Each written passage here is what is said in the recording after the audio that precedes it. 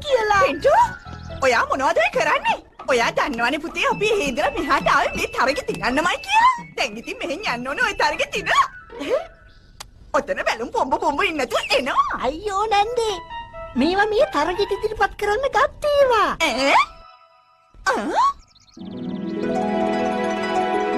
පින්ටු ඔයා නම් මාරයි.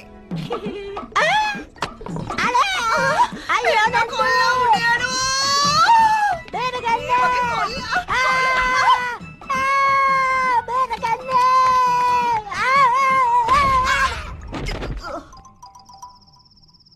ඒක හොඳයි ප්‍රදර්ශනයේට.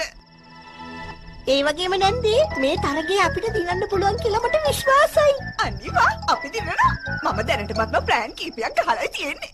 මේ අහන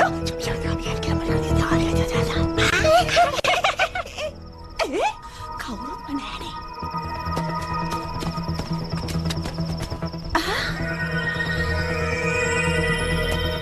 මේ අහනවා අතට අහුවෙන ඕන දෙයක් අරගෙන එනවා. ඉතින් යනවා.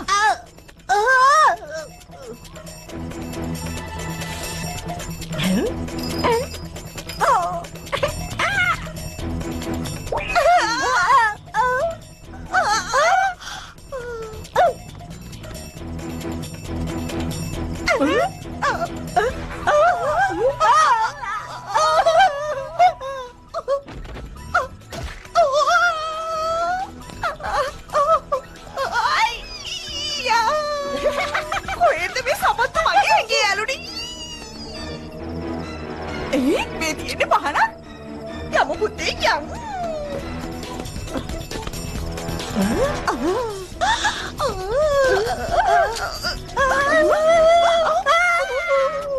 අනේ නැන්දේ. එන්න පුතේ ආවිල්ලා.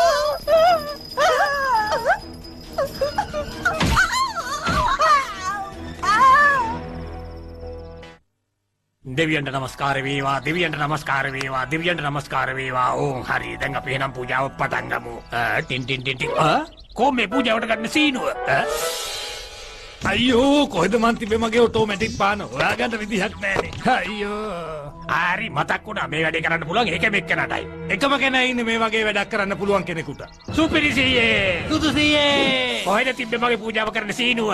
ඉස්සෙල්ලා ඔයා කියන්න කොහෙද මගේ ඔටෝමැටික් පාන හැංගුවේ කියලා. ඉස්සෙල්ලා ඔයා කියනවා. ඔය රණ්ඩුව නතර කරගන්නවා මගෙත් බඩ ගොඩක් නැති වෙලා. නැන්දේ මේ ගමේ අපි එන්න වෙන හොරු ඉන්නවදානේ.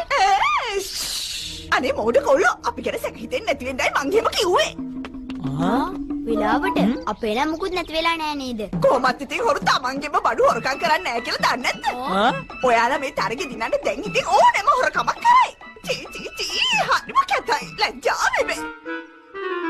අපි මොකුත් හොරකම් කරේ නෑ. මෙතන ඉතින් මේ ලොකු දරුණු හොරකමක් කරන්න ඉදිරි වෙලා ඉන්නේ එකම එක්කෙනයි. එයා තමයි තඩියා. තාඩියා ඒතාච්චි මම රස කැවිලි වලට අතවත් තිබ්බේ නෑ. ඇත්තමයි.